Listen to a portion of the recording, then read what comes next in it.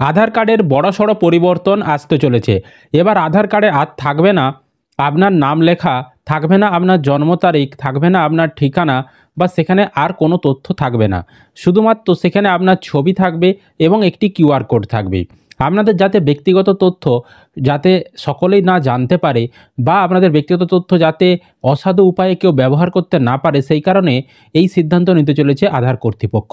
তো নতুন আধার কার্ড যে ডিজাইন সেটা আসতে চলেছে, সে ব্যাপারে কি আপডেট, কি বলছে আধার কর্তৃপক্ষ, বিস্তারিত আমরা আজকের এই ভিডিওতে আলোচনা করব। অবশ্যই ভিডিওটি আপনাদের উপকারে আসবে, শেষ পর্যন্ত ভিডিওটিকে দেখতে থাকুন। চ্যানেলে নতুন হলে এই ধরনের ইনফরমেশনগুলি পাওয়ার জন্য অবশ্যই চ্যানেলটিকে সাবস্ক্রাইব করে রাখবেন। বন্ধুদেরকে ভিডিওটা বেশি বেশি করে শেয়ার করে সকলকে খবরটি জানতে সাহায্য করবেন। ফেসবুক থেকে যারা ভিডিওটি দেখছেন অবশ্যই পেজটি ফলো করে রাখবেন। চলুন আমাদেরকে আমি বিস্তারিত এখানে স্ক্রিনে দেখাচ্ছি, দেখতে থাকুন। দেখুন, এই সংক্রান্ত আপডেটে বলা হচ্ছে চলতি মাসেই চালু হয়েছে নতুন আধার অ্যাপ। অনেকটা ডিজি যাত্রা অ্যাপের ধাঁচে কাজ করবে সেটি।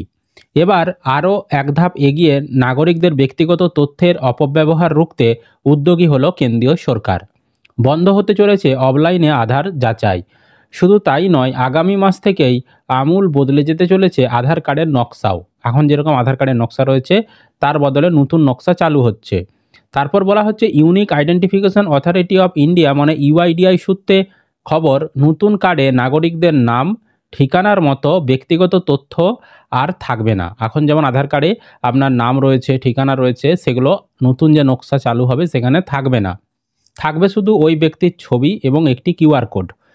মানে ওই আপনার যে আধার কার্ড সেখানে শুধুমাত্র আপনার ছবিটা থাকবে, পাশে একটি কিউআর কোড থাকবে। ওই কিউআর কোডের মধ্যেই থাকবে সংশ্লিষ্ট নাগরিকদের যাবতীয় তথ্য। মানে ওই কিউআর কোডটা স্ক্যান করলেই তবেই দেখা যাবে আপনার সমস্ত তথ্য, না হলে কিন্তু দেখা যাবে না।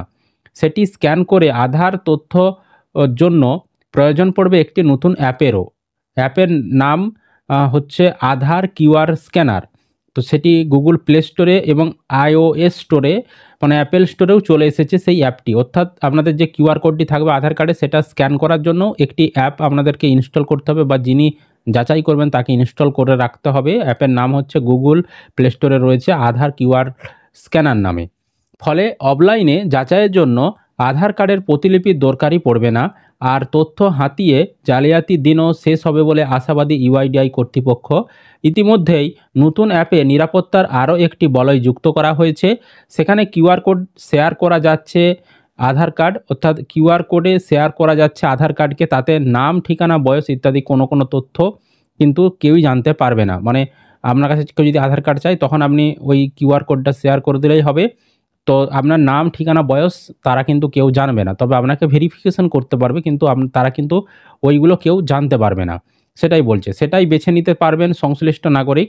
গত মঙ্গলবার একটি অনলাইন কনফারেন্সে অংশ নিয়েছিলেন ইউআইডিআইয়ের সিইও ভূপেন কুমার। সেখানেই তিনি জানান, নিয়ম অনুযায়ী অফলাইনে পরিচয়পত্র হিসাবে আধার কার্ডের তথ্য সংগ্রহ করা যায় না, তার প্রতিলিপিও জমা রাখা যায় না। মানে আধার কার্ডের জেরক্স আরে কোথাও জমা রাখা যায় না।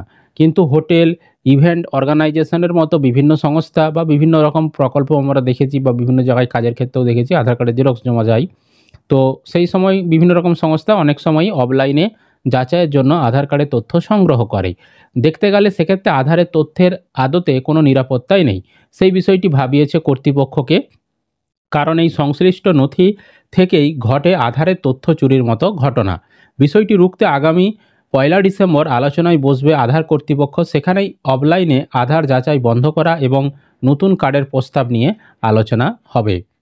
তৈরি হতে পারে নতুন রুলও। এ প্রসঙ্গে ভূপেন কুমার বলেন, আধার কার্ডে কেন সমস্ত তথ্য উল্লেখ করা থাকবে এ নিয়ে চিন্তাভাবনা চলছে। আমরা যদি আরও তথ্য ছাপাতে থাকি তাহলে আমজনতা সেটাই ব্যবহার করতে থাকবেন। আর কিছুজন আছে যারা এটার অপব্যবহার সম্পর্কে জানে, তারাও নিজেদের কাজ চালিয়ে যাবে। তাই নথি হিসাবে আধার ব্যবহার করা উচিত নয়। শুধুমাত্র আধার নম্বর দিয়ে বা কিউআর কোড স্ক্যান করার মাধ্যমেই তা যাচাই করা যাবে, না হলে ওই কার্ডটি জাল করা হতে পারে। কিভাবে হবে তথ্য যাচাই? জানা গিয়েছে গোটা প্রক্রিয়াটি হবে অফলাইন ভেরিফিকেশন সিকিং এনটিটিএসএ অর্থাৎ ওভিএসসি শর্ট ফর্মে বলছে একটা প্রক্রিয়া, তার মাধ্যমে আধার কার্ডের মালিক ওভিএসির স্ক্যানারে কিউআর কোডটি স্ক্যান করবেন। এরপরেই হবে ফেস ভেরিফিকেশন। এর মাধ্যমে আধারের মালিকের উপস্থিতিও প্রমাণ মিলবে। ইতিমধ্যে বিষয়টি নিয়ে ব্যাংক, হোটেল, অর্থনৈতিক এবং তথ্যপ্রযুক্তি সংস্থাগুলির সঙ্গে বৈঠক করেছে ইউআইডিআই। নতুন অ্যাপের মাধ্যমে কাজ করার জন্য তাদের প্রয়োজনীয় বার্তাও দেওয়া হয়েছে।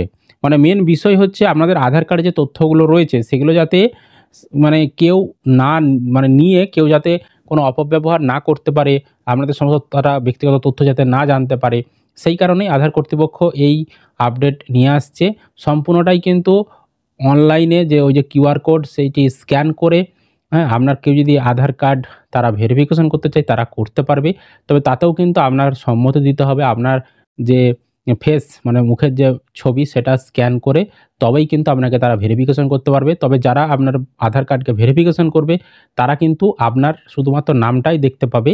আপনার বয়স, তারপর আপনার যে আধার নাম্বার, তারপর আপনার জন্ম তারিখ, ঠিকানা, এগুলো কিন্তু কেউই তারা দেখতে পাবে না।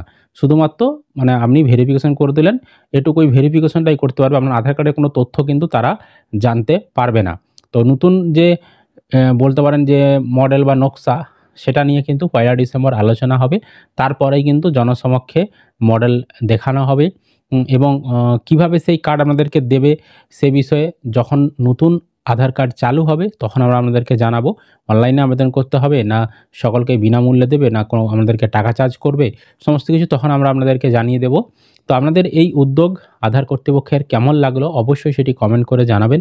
ভিডিও ভালো লাগলে অবশ্যই লাইক করবেন, বন্ধুদেরকে ভিডিওটা শেয়ার করে সকলকে খবরটি জানতে সাহায্য করে দেবেন। আর চ্যানেলে নতুন হলে এই ধরনের আপডেট পেতে চ্যানেলটিকে সাবস্ক্রাইব করে রাখবেন।